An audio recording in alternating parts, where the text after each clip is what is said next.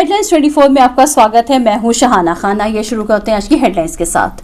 UP में पत्रकार को सैनिटाइजर छिड़ककर जला दिया गया, प्रधान पुत्र समेत 3 गिरफ्तार। दिल्ली की सीमाओं पर प्रदर्शन में शामिल होने वाले किसानों की बढ़ रही संख्या, सुरक्षा बढ़ाई गई। एनडीए के सहयोगी दल ने दी धमकी, कृषि कानून वापस लो नहीं तो नाता तोड़ लेंगे। लखनऊ में भाजपा सांसद को फोन पर धमकी देने वाला युवक गोवा में गिरफ्तार। किसान आंदोलन को कनाडा के पीएम का सपोर्ट, कहा खबरें चिंताजनक, हम भारत के संपर्क में। विदेश मंत्रालय के प्रवक्ता अनुराग श्रीवास्तव ने कहा इस तरह की टिप्पणियां अनुचित। और एससीओ में भारत ने चीन की महत्वाकांक्षी वन बेल्ट वन रोड परियोजना को समर्थन देने से किया इनकार। आइए अब शुरू करते हैं खबरें विस्तार से। यूपी पुलिस ने कहा कि उसने राजधानी लखनऊ के करीब 160 किलोमीटर दूर बलरामपुर जिले में 27 नवंबर को 37 वर्षीय पत्रकार और उसके दोस्त की हत्या के मामले में गांव के प्रधान सहित 3 लोगों को गिरफ्तार किया है। पत्रकार राकेश सिंह निर्भीक लखनऊ स्थित एक अखबार के लिए काम करते थे। उनका और उनके दोस्त 34 साल के पिंटू का जला हुआ शव राकेश के बलरामपुर के केलवारी गाँव के घर में 27 नवम्बर की रात में मिला था। पुलिस के मौके पर पहुंचने के पहले ही पिंटू की मौत हो गई। दूसरी ओर राकेश को लखनऊ के अस्पताल में पहुंचाया गया था, जहां कई बर्न इंजरी के चलते उन्हें कुछ ही घंटों के बाद उन्होंने दम तोड़ दिया। मृत्यु पूर्व बयान में पत्रकार ने अस्पताल में दिए गए बयान में बताया था कि स्थानीय ग्राम प्रधान और उनके बेटे के भ्रष्टाचार के खिलाफ लिख रहे थे। राष्ट्रीय लोकतांत्रिक पार्टी के संयोजक और सांसद हनुमान बेनीवाल ने केंद्रीय गृह मंत्री अमित शाह को पत्र लिखा है। उन्होंने मोदी सरकार से तीनों कृषि कानून वापस लेने की मांग की है। उन्होंने कानून वापस न लेने पर एनडीए छोड़ने की धमकी भी दी है। केंद्र में सत्तारूढ़ एनडीए की घटक आरएलपी ने केंद्र सरकार से हाल ही में लागू कृषि कानूनों को वापस लेने की मांग की है। पार्टी ने कहा है कि अगर इस मामले में त्वरित कार्रवाई नहीं की गई तो वो एनडीए के सहयोगी दल बने रहने पर पुनर्विचार करेंगे। राष्ट्रीय राजधानी की सीमाओं के निकट और अधिक प्रदर्शनकारी पहुंच रहे हैं और आंदोलन तेज होता प्रतीत हो रहा है। इसके मद्देनजर दिल्ली पुलिस ने सुरक्षा बंदोबस्त बढ़ा दिए हैं और हरियाणा तथा उत्तर प्रदेश से राष्ट्रीय राजधानी में प्रवेश के सभी बिंदुओं पर अवरोधक लगाए गए हैं। किसानों ने रविवार को घोषणा की थी कि वे आने वाले दिनों में दिल्ली में प्रवेश के 5 रास्तों को जाम करेंगे। वहीं किसानों ने इन कानूनों पर चर्चा करने के लिए केंद्र सरकार की ओर से रखी गई शर्त को मानने से भी मना कर दिया है और कहा है कि वो निर्णायक लड़ाई के लिए आए हैं। उन्होंने प्रधानमंत्री मोदी से अपील की है कि वे उनके मन की बात को सुने। सिंधु और टिकरी बॉर्डर दोनों जगह शांतिपूर्ण ढंग से प्रदर्शन जारी है। यहाँ पंजाब और हरियाणा के किसान लगातार 5वें दिन जमा हैं। लखनऊ में बीजेपी सांसद को धमकाने का मामला सामने आया है। दरअसल बीजेपी सांसद को किसी ने फोन पर धमकी दी थी। मामले में पहले से दर्ज एफआईआर में आरोपी मुलायम सिंह बिंद को पुलिस ने गिरफ्तार कर लिया है। पूछताछ के दौरान आरोपी ने बताया कि वो अपने साथी मजदूर संजय को कॉल करके दिए हुए पैसों की मांग कर रहा था, लेकिन उसका नंबर गलत लग गया। हालांकि जब आरोपी को पता चला कि उसने सांसद को धमकाया तब से वो काफी डर गया था, जिसके बाद बीजेपी सांसद ने एफआईआर दर्ज कराई। फिलहाल पुलिस ने आरोपी को गिरफ्तार कर लिया है और वो आगे की कार्रवाई कर रहे हैं। डीसीपी पूर्वी जोन चारू निगम के मुताबिक उत्तर प्रदेश के जनपद भदोई में भाजपा सांसद रमेश चंद्र बिंद को एक अज्ञात व्यक्ति ने फोन पर धमकी दी थी। कृषि कानून के मुद्दे पर आंदोलित किसानों और सरकार के बीच मंगलवार को वार्ता हुई, लेकिन गतिरोध अभी भी बरकरार है। किसानों से चर्चा के दौरान सरकार ने कृषि कानूनों पर चर्चा के लिए समिति बनाने का सुझाव रखा, लेकिन किसानों ने इस प्रस्ताव को ठुकरा दिया है। सूत्रों से मिली जानकारी के अनुसार केंद्रीय कृषि मंत्री नरेंद्र सिंह तोमर ने किसान संगठनों से कहा कि 4 से 5 नाम अपने संगठन से दे, एक समिति बना देते हैं जिसमें सरकार के लोग भी होंगे, कृषि एक्सपर्ट भी होंगे, नए कृषि कानून पर चर्चा करेंगे। इससे पहले सरकार की ओर से एमएसपी और एपीएमसी एक्ट पर किसान प्रतिनिधियों के सामने प्रेजेंटेशन दिया गया।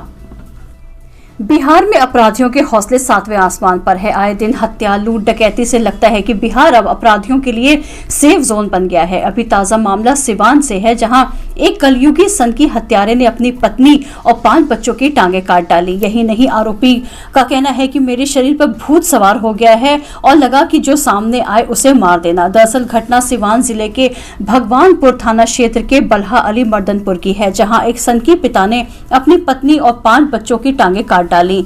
आरोपी की 2 बेटियां और 3 बेटे थे। पिता के हमले से घटनास्थल पर एक बेटी समेत 4 बच्चों की मौत हो गई और वहीं पत्नी और एक बच्ची गंभीर स्थिति में पटना रेफर कर दिया गया। पुलिस के मुताबिक आरोपी का नाम अवधेश चौधरी है।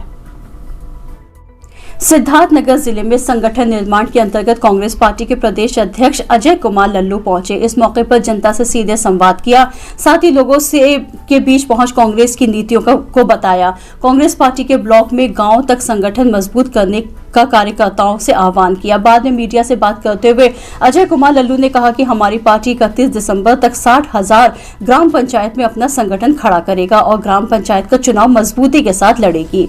वहीं कांग्रेस पार्टी के सीनियर नेता द्वारा हाल ही में संगठन पर उठाए गए सवाल पर उन्होंने कहा कि कांग्रेस पार्टी में उतार चढ़ाव आते हैं, कुछ लोगों के बयान देने से कुछ नहीं होता। सभी नेताओं को संगठित होकर काम करना चाहिए। वहीं जम्मू कश्मीर में निकाय चुनाव पर गुलाम नबी आजाद की भूमिका के सवाल के ऊपर लेवल का मामला बताकर टाल गए। किसान आंदोलन सवाल पर वो केंद्र सरकार पर हमला बोलते हुए कहा कि केंद्र सरकार जो बिल लाई है वो किसानों के साथ धोखा है। इस बिल को कांग्रेस पार्टी किसी भी कीमत पर लागू नहीं होने देगी। आइए अब चलते हैं इंटरनेशनल न्यूज की तरफ। कृषि कानून के मसले पर जारी उत्तर भारत में किसानों का आंदोलन अंतर्राष्ट्रीय सुर्खियां बटोर रहा है। कनाडा के प्रधानमंत्री जस्टिन ट्रूडो ने भारत में जारी इन प्रदर्शनों पर अपनी प्रतिक्रिया दी है और कहा है कि कनाडा हमेशा शांतिपूर्ण प्रदर्शन के अधिकारों का समर्थन करता है। जस्टिन ट्रूडो ने कहा कि भारत से किसानों के प्रदर्शन को लेकर जो खबरें आ रही हैं वो चिंताजनक हैं। हमें आप लोगों के परिजनों की चिंताएं हैं। जस्टिन ट्रूडो ने कहा कि कनाडा हमेशा शांतिपूर्ण प्रदर्शन के हक में है और भारत में ऐसे प्रदर्शनों के हक में अपनी बात रखता रहेगा। उन्होंने कहा कि हम कई तरीकों से भारतीय प्रशासन के साथ संपर्क में हैं और अपनी चिंताओं को व्यक्त कर रहे हैं। ये वक्त है जब हम एकजुट रहें। विदेश मंत्रालय के प्रवक्ता अनुराग श्रीवास्तव ने कहा, हमने कनाडाई नेताओं द्वारा भारत में किसानों से संबंधित कुछ ऐसी टिप्पणियों को देखा है जो भ्रामक सूचनाओं पर आधारित हैं। इस तरह की टिप्पणियां अनुचित है, खासकर जब वे एक लोकतांत्रिक देश के आंतरिक मामलों से संबंधित हैं। मंत्रालय ने एक संदेश में कहा, बेहतर है कि कूटनीतिक बातचीत राजनीतिक उद्देश्यों के लिए गलत तरीके से प्रस्तुत नहीं किए जाए। एक नए अध्ययन ने दावा किया है कि कोरोना वायरस लोगों की नाक से उनके दिमाग में प्रवेश कर सकता है। अध्ययन के निष्कर्ष की मदद से अब ये पता लगाना संभव हो गया है कि कोविड-19 बीमारी के दौरान मरीजों में न्यूरोलॉजिकल लक्षण क्यों उभर रहे हैं और इनका इलाज कैसे किया जाए। नेचर न्यूरोसाइंस पत्रिका में प्रकाशित अध्ययन के अनुसार SARS-CoV-2 न सिर्फ श्वसन तंत्र को प्रभावित करता है बल्कि केंद्रीय तंत्रिका तंत्र पर भी प्रभाव डालता है, जिससे अलग अलग न्यूरोलॉजिकल लक्षण जैसे सूंघने, स्वाद पहचानने की शक्ति में कमी आना, सिर दर्द, थकान और चक्कर आदि दिखने लगते हैं। हालांकि ताजा अध्ययन में मस्तिष्क में वायरल RNA और सेरेब्रोस्पाइनल फ्लूइड की मौजूदगी की बात की गई है, लेकिन यह स्पष्ट नहीं है कि वायरस कहां से प्रवेश करता है और कैसे फैलता है। शंघाई सहयोग संगठन की सोमवार को बैठक हुई। इस बैठक में चीन की महत्वाकांक्षी वन बेल्ट वन रोड परियोजना का भारत ने फिर से विरोध किया है। भारत कई बार चीन पाकिस्तान आर्थिक गलियारे को लेकर अपना विरोध जता चुका है कि जो कि वन बेल्ट वन रोड परियोजना का हिस्सा है और पाकिस्तान के कब्जे वाले कश्मीर से होकर गुजरता है। हालांकि संगठन में शामिल अन्य देशों ने परियोजना का समर्थन किया है। SCO शासनाध्यक्षों की परिषद की 19वीं बैठक के समापन पर जारी एक संयुक्त विज्ञप्ति में कहा गया है कि कजाकिस्तान, किर्गिस्तान, पाकिस्तान, रूस, तजाकिस्तान और उज्बेकिस्तान ने चीन की वन बेल्ट वन रोड पहल के लिए अपना समर्थन की पुष्टि की है। इस बैठक में रूस, चीन, कजाकिस्तान, किर्गिस्तान, तजाकिस्तान और उज्बेकिस्तान के प्रधानमंत्रियों ने हिस्सा लिया, जबकि पाकिस्तान का प्रतिनिधित्व विदेशी मामलों के संसदीय सचिव ने किया। भारत की ओर से उपराष्ट्रपति वेंकैया नायडू ने पक्ष रखा। सत्ता पक्ष न विपक्ष, हम दिखाएंगे आपको पूरा सच। आज के लिए बस इतना ही, कल फिर मिलेंगे। देखते रहिए हेडलाइंस 24।